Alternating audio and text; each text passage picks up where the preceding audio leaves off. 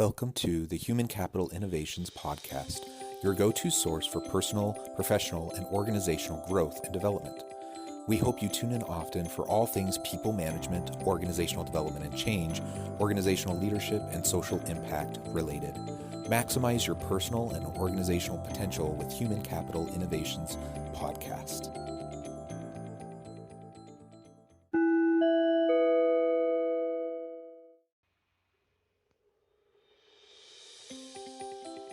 Welcome to the Human Capital Innovations Podcast. In this HCI podcast episode, I talk with David Stone about overcoming anxiety for individual, team, and organizational success.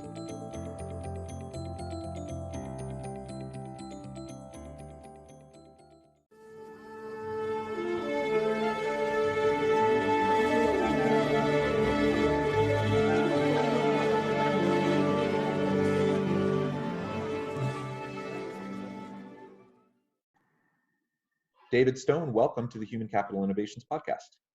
Thank you, John. I really appreciate you having me here today. Yeah, I'm excited to have a really fun discussion. It's actually strange for me, I suppose, to say a fun discussion about the topic that we're going to be discussing. But we're going to be talking about overcoming anxiety, generally talking about anxiety and the role that plays in our lives, but also from a human capital perspective, what does that mean for organizations? And how do we help overcome anxiety for individuals, team, and organizational success? And it's true, I am excited about the conversation, even though it's a heavy topic, because it's so important. And I think listeners tune in to hear our discussion about these types of issues as leaders are grappling with how to deal with these types of challenging issues, particularly, I think, right now amidst COVID and all the stuff that 2020 has been throwing at us. I think there's heightened levels of anxiety and stress, and there's just so much change occurring that I think this is a really important thing for leaders to be attuned to. So I'm excited to have the conversation. As we get rolling, I just wanted to share David's bio with everyone. David Stone is a transformational speaker and leader dedicated to helping people overcome the anxieties, worries, and self-doubts that keep us all from achieving our highest potential. He has been a successful architect, entrepreneur, and master marketer. He remains a wannabe painter and pianist and continues to explore the mysteries of his own inner workings. At an age when most people retire, he has reinvented himself to follow his life's passion. Fed up with fear, anxiety, and self-doubt that got in the way of the life he wanted to live, he set out to find a better way. Now he shares what he's learned through books, online courses, workshops, keynotes, and blogs. He is the author of Unsubscribe from Anxiety, Opt Out of the Myth That Worry is Required, and Take Charge of Your Own Life Now. And his next book, The Fearless Decision, How to Live in the World Without Being Afraid of It, will be out in November 2020. Again, such a pleasure and an honor to have you here, David. Welcome. And anything else you would like to share with listeners by way of personal background or context? Oh, well, thank you for reading all that. But yeah, there are a couple of interesting things that got me down this road. Now, you know, as you read in the bio, I started life as an architect a long time ago, designing buildings, and that sort of morphed into being a marketer for other architects and engineers in the construction industry. And I spent 30 years doing that. And but in the middle of it, well, no, not in the middle of it, actually, about 10 years ago, I was 55 years of age when I literally worried myself into homelessness. In August of 2009, I spent the month living in my car. And now the interesting thing is I'm still an international marketing consultant, hopping on airplanes, serving clients, and still living in my car. Now that's a story in itself. We won't get into that today, but basically, I think when you have an issue that you're not dealing with, the universe has this wonderful way of eventually smacking you upside the head with a 2x4 and says, hey, you got to deal with this. And sometimes it's a divorce, sometimes it's a heart attack. For me, it was homelessness. And so I finally said, hey, David, come on, you're smarter than this. You've got 2 university degrees. You've written a bunch of 15 books. How did this happen? And what are you going to do about it? And it's really tempting to blame I'll, look around and say, all right, whose fault is this? Because it sure as heck isn't mine. And as I ran through all that stuff, sitting in my car trying to sleep, I kind of was forced into realizing that as I looked at every single situation and circumstance that led to that, there was one common denominator, and it was me. I was the only one present for everything that led up to this situation. So I said, well, maybe there's a message in there. So at that point, I said, I got to figure this out. And I knew I didn't need therapy, and I knew I didn't need medication. And I said, I want to figure this out. So I started reading and studying and learning everything I could about how my brain works, because I know anxiety is just in our heads. It's not some external objective reality that we're all subjected to. Because, you can take 3 different people in the same circumstance, and they're going to have 3 different, one is going to get really anxious about it, and one's going to say, get mildly upset, and the third one's going to say, hey, this is great.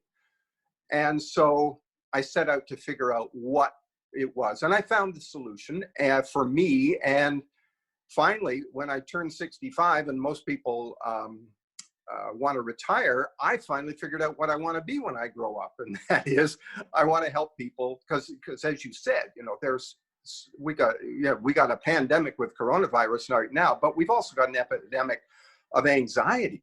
It's just rampant. Even before the pandemic, anxiety was out of control. So I said, I figured this out for myself. I want to share it with other people. So that's what I've been doing ever since. And that's when I wrote the book. It's about a year ago now that first book, The Unsubscribed from Anxiety, came out.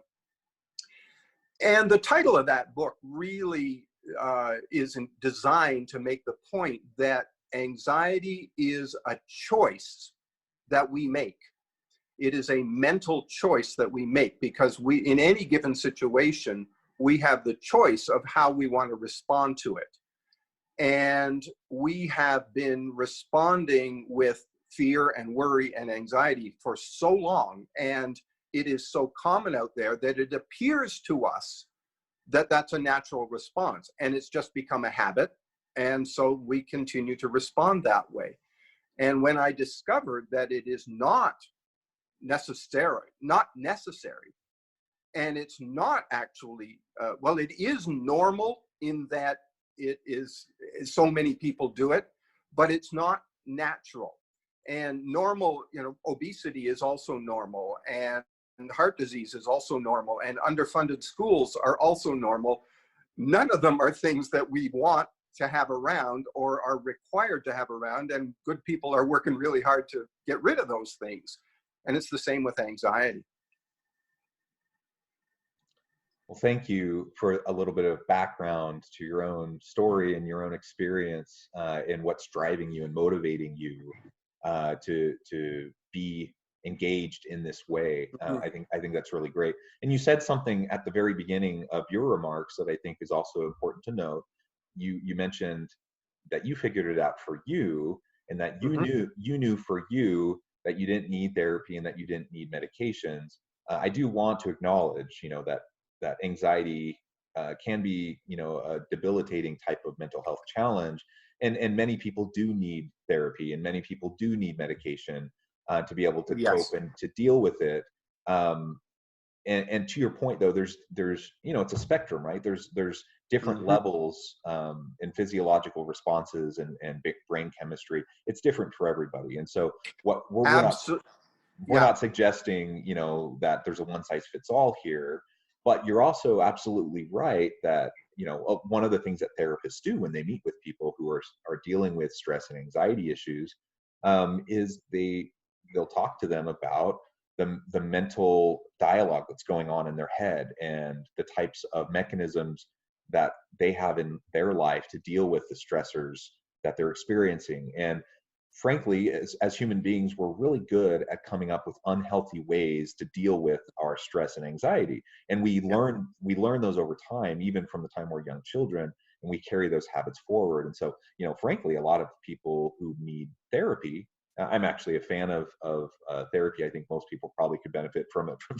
in one way or another. But if you're going to therapy for anxiety, a good amount of what you're doing there is learning to self-reflect and look inward, learning how to deconstruct the mental narrative in your head, learning how to understand the mechanisms and the coping mechanisms that you're using, and whether or not they're healthy or unhealthy, and how to then embrace more healthy coping mechanisms. That's exactly right, John. And I want to reinforce what you just said, and that is, and there's the opening page of my book says, I recognize there is genuine mental illness, and there is, debilitating anxiety. And for that, I'm so grateful that there exists the medications and the therapies. But there's also a whole class of people, of which I'm one, intelligent, self-directed people who, nonetheless, we have this sort of low-grade constant anxiety. In fact, there's a term, and it's called high-functioning anxiety. You see a lot of people who, are quite normal, go through the day, but they're spending their entire day. I'm having a conversation with you thinking, oh, what's he thinking about me right now? And, why didn't he laugh at the joke that I just told? Does he not think it's, and we just go crazy. So there are a lot of things that a person can do for themselves. And as you say, it's rethinking and how am I coping with these things? Am I, stuffing donuts in my face, or am I kicking the dog? Or, there's a lot of unhealthy ways to cope with it, but there are also a whole lot of really healthy ways. So, I think my biggest message is that for someone who is not suffering from genuine mental illness, anxiety does not have to be a part of your life.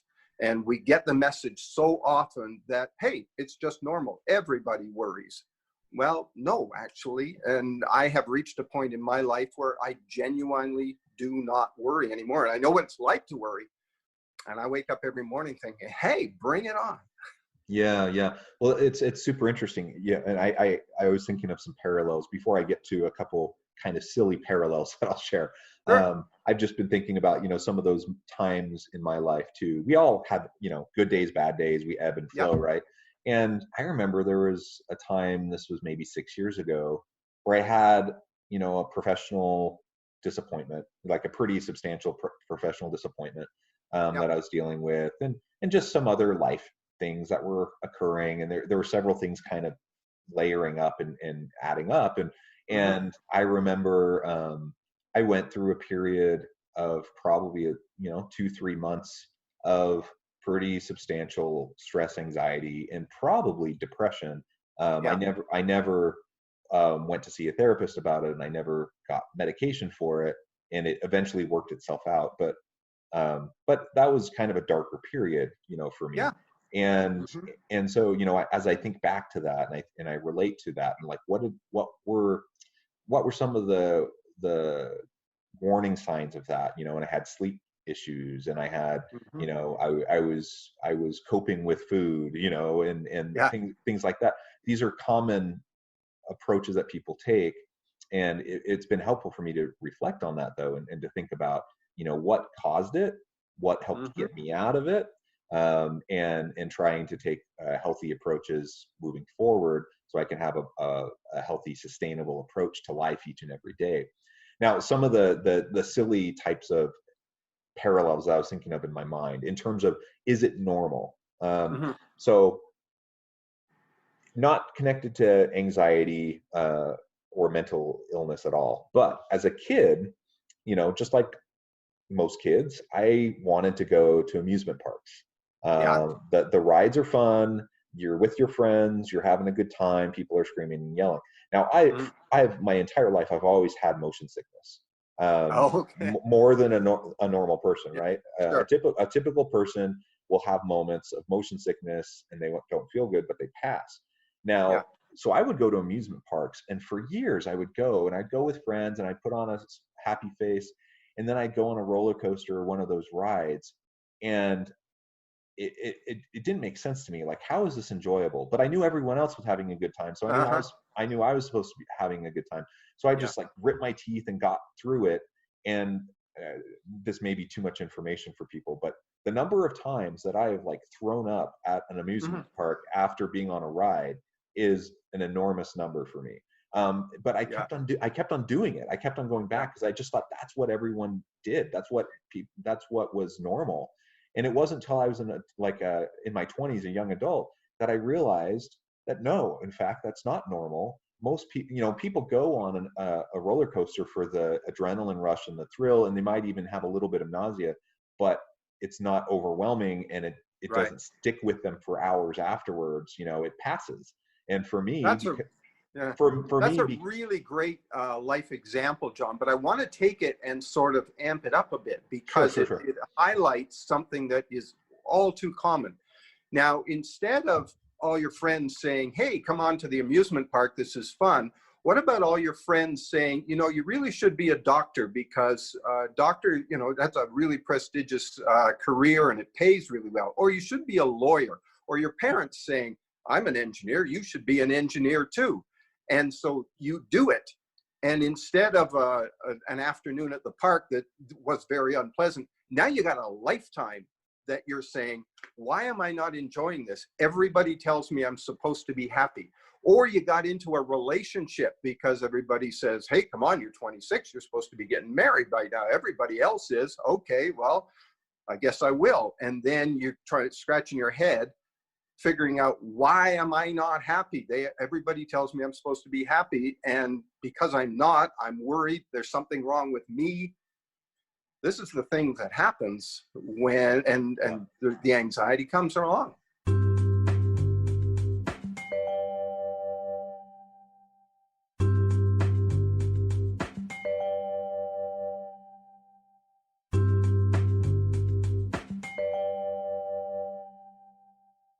Yeah, and we see that over and over and over again.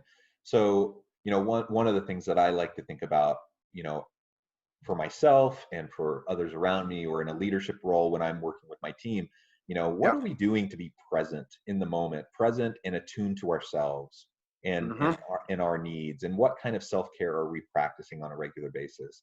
And if we take the time to be present and we practice mindfulness and we practice Yeah. self-reflection, then we can start to better understand those aspects of ourselves, so that Yeah. we have good career alignment, we have good relational alignment, we have all these different pieces that really wear on you day in and day out when the alignment and when there's a mismatch and the alignment's off. Oh, absolutely it is. It just grinds, and it's this weight that we're pulling along. I like to envision it as this anchor that I'm dragging behind me. And it was interesting when you talked about your period, 2 or 3 months that you said you went through, and how great would it be if instead of 2 or 3 months, because hey, stuff happens to all of us. I just had, I do some coaching, and I had a call yesterday with one of my clients who yesterday morning got called in and they said, "We're laying you off." And so he called me, what am I going to do? And he was really, he was quite down, understandably. But imagine instead of 2 or 3 months, we were able to learn processes that allowed us to deal with that in 2 or 3 days or 2 or 3 hours. Okay, now I processed it, I dealt with it, it's done. Now I'm back up to to peak performance, and I can move on. Because stuff happens, we get hit by things. I was telling you before we signed on here, my computer crashed yesterday, and I live with that thing. It's my lifeline. So, do I get stressed about it? No. What's the point of that? It doesn't help. And that really is the thing about anxiety. And one of my motivators for trying to deal with this is that when you think about anxiety, there are 4 good reasons to find a way to get rid of it in your life. Number one, it feels awful. It's one of the worst emotions that we as humans can experience. Number two, it never solves anything. No one has ever, okay, I'm going to worry about this for 3 days and lie awake for 3 nights. There, now everything's better. Problem solving is a very different process than worry. Worry goes around and around in circles. and you're back at the same place you were 24 hours ago. Problem solving is a logical, reason-based activity that takes potential solutions, weighs them, plus and minus, and then puts into action and tests, etc. So, but worry never solved anything. So that's the second reason. The third reason is it literally makes you sick. I mean, the long list of things that happen to you when you have chronic anxiety is really scary. But the fourth, and I think the most damaging consequence of ongoing anxiety, is that it becomes a roadblock to us. It becomes a barrier. We immediately limit ourselves. And this is why I was talking about an anchor that we're dragging behind, because we stop ourselves before we even think about trying. You know, oh, I'd like to start my own business. Oh, no, I can't do that. That's really scary. What if I go broke? What if I, you know, what would my friends say if this doesn't work out the way it should be? It's a whole lot safer right here in the career that I'm in. Bam, dead end, we're done. Or, you know, I'm in this relationship, it's not working. I really should end it. Oh, but, you know, I just can't face the conversation that would be. Or what do I say, you know, what would I say to my friend? What would I say to the kids if they're, etc. And so this fear keeps us from doing the things that we need to do.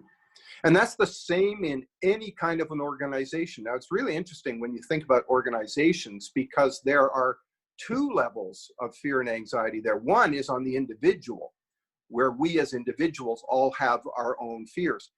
But corporations are just sort of big, complex people.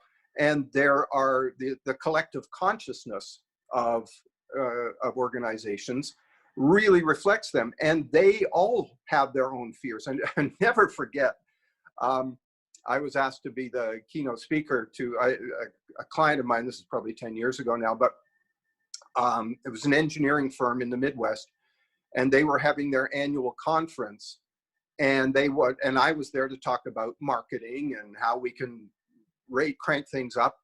And the speaker that I followed came from their liability insurance provider. And he'd spent an hour telling them just how awful everything is and 27 ways that we're all going to either end up in jail or bankrupt or dead. And I walk into the room and there's these 50 adults all whimpering and calling for their mamas.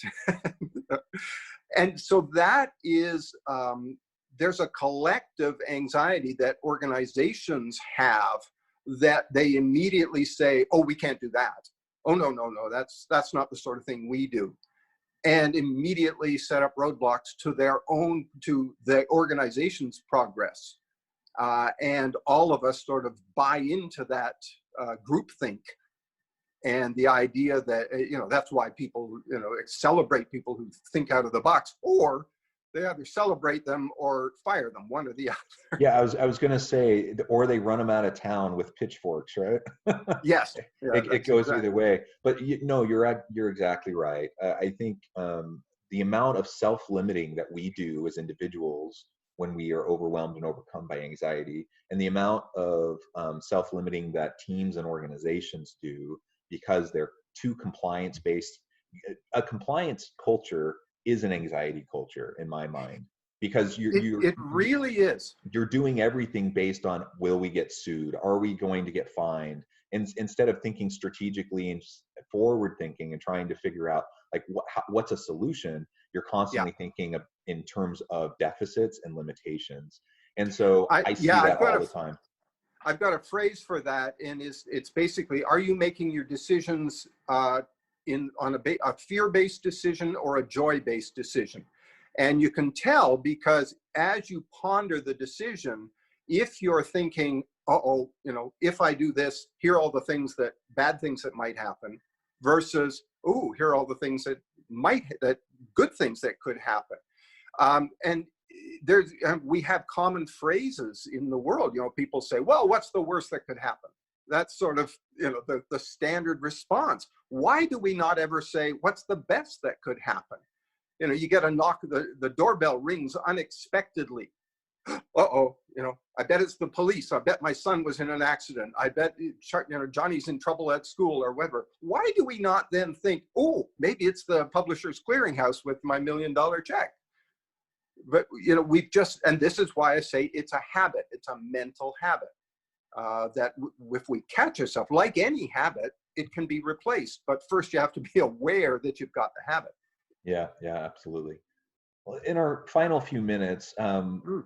I would love to hear your thoughts on what, if I'm an organizational leader, I have a team of people, you know, whatever Mm. level of the organization you're talking about, you have your direct report, people who look to you as a model, as an example. What can I do as a leader to model healthy habits in terms of self-care and wellness, and help my people through the anxiety that might be limiting them?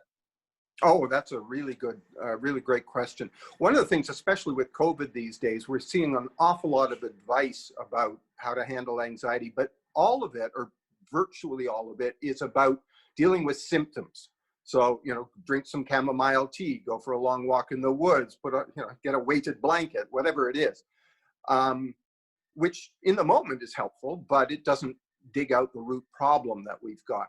And so what I would suggest to leaders is, the first step is to recognize that, yes, we make decisions in habitual ways, and to become aware of those habits and the fact that we have the option to make a different set of habits. And all you have to do is look around at other organizations that are culturally different and say, oh, we do in fact have that option. So that's the first one. The second one is to look at the way we make decisions. And as you pointed out, am I making decisions based on, oh, I have to comply with all these things, or bad stuff's going to happen?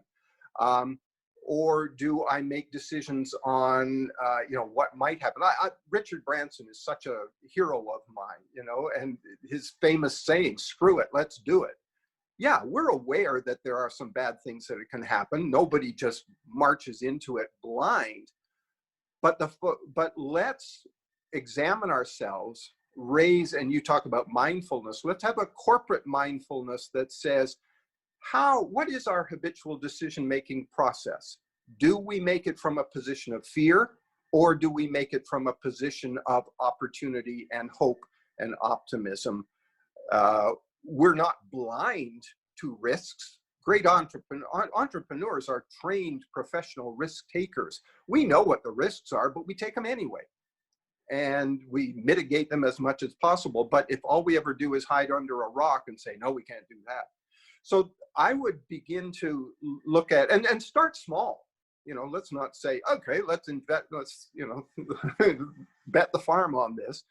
But start small and say, let's try making some more adventurous decisions or joy-based decisions. It takes a little while. You got to become aware, like any habit.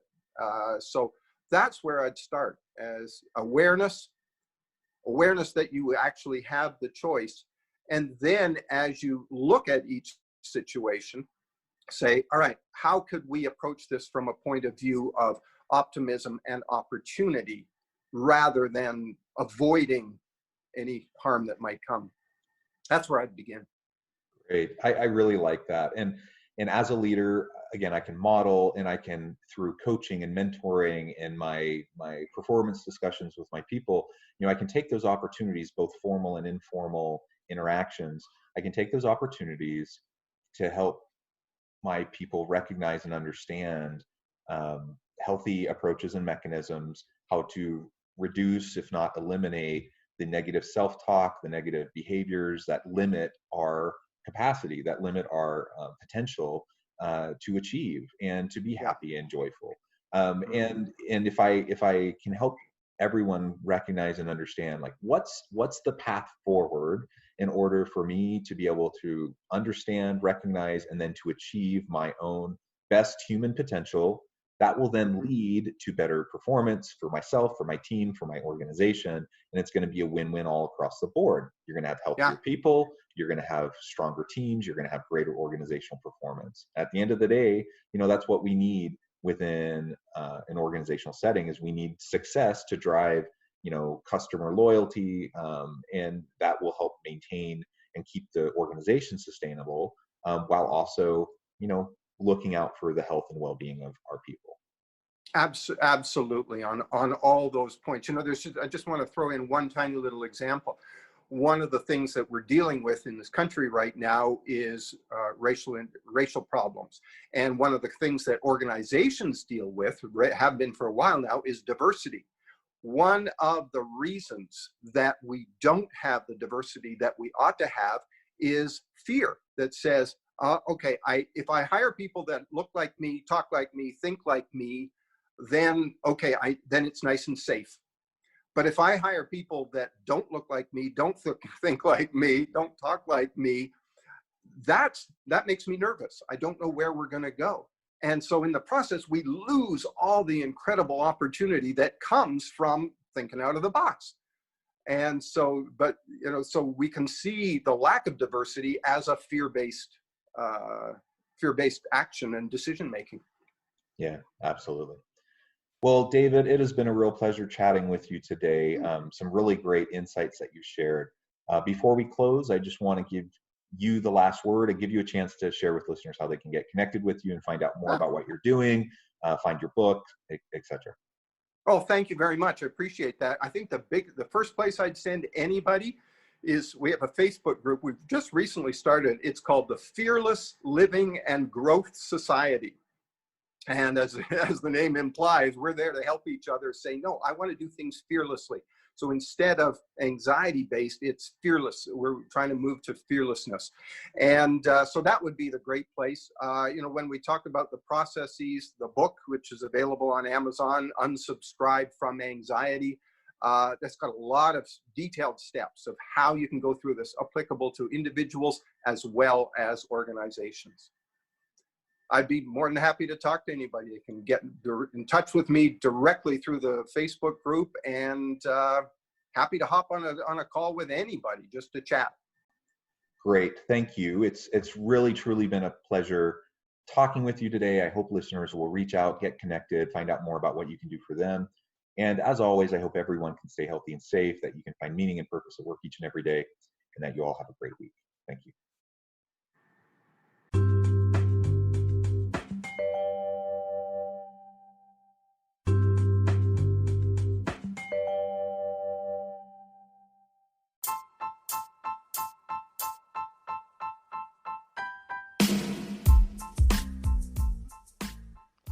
We are excited about the launch of HCI's new magazine, Human Capital Leadership. Human Capital Leadership is a free, interactive e-magazine designed to help individuals, leaders, and organizations find innovative approaches to maximize their human capital potential. We will be publishing issues quarterly in August, November, February, and May. Check out the first issue and let us know what you think.